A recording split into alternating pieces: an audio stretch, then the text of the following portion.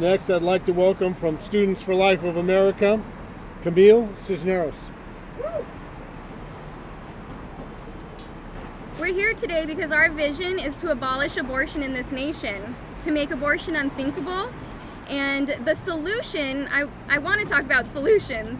The solution is to provide resources as an alternative that will truly allow women to feel empowered as they rise above the challenge of an unexpected pregnancy. We want women to know that they do not have to choose between their child and their aspirations. Our goal is to allow these women the same opportunities that they would have regardless of their parenting status. At Students for Life and many of the organizations here today, we do this by evaluating resources, determining what's available on campus, and finding what's missing, and then changing these policies to actually help pregnant and parenting students succeed. This is what makes pregnancy resource centers so unique. They're not just offering alternatives to abortion, they're helping women create a vision for a new path that empowers them to build a future for themselves, for their new family. As we work to overturn Roe versus Wade, we have to address the concerns that people have now.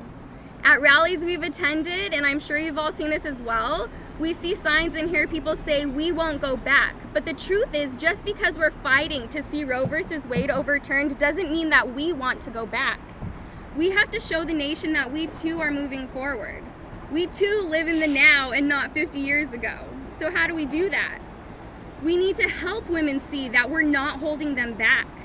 The abortion industry and hospitals like this are selling a lie that abortion is an integral part of comprehensive health care, and a lie that women need abortion to be equal to men.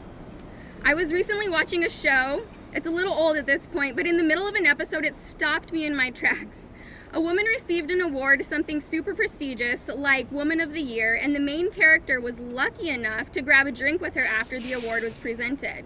In their conversation, the successful, powerful Woman of the Year mentioned she was going through menopause and that it was the most freeing thing of her life. She loved it.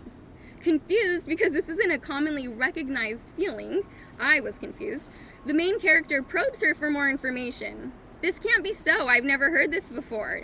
This is what she said: "I'm finally free from the prison my femininity has brought me my whole life." I heard this and my heart sunk. Really? This is what we are telling women. An award-winning show telling women that her femininity is a prison. Babies are dying because society is failing to help women, which actually perpetuates the patriarchal system that oppresses women. Systems like what this hospital is doing today. Systems that are selling abortion. We need to help women see that beauty that exists within her femininity. I don't know if you're religious, but regardless, I believe this following statement holds true.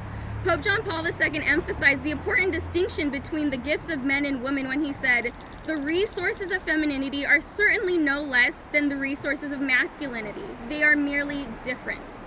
A woman must understand her fulfillment as a person, her dignity and vocation on the basis of these resources according to the richness of the femininity which she received on the day of creation, which she inherits as an expression of the image and likeness of God that is specifically hers.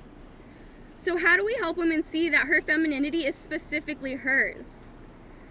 That by listening to this calling, she will find her fulfillment as a person, her vocation, and her true freedom.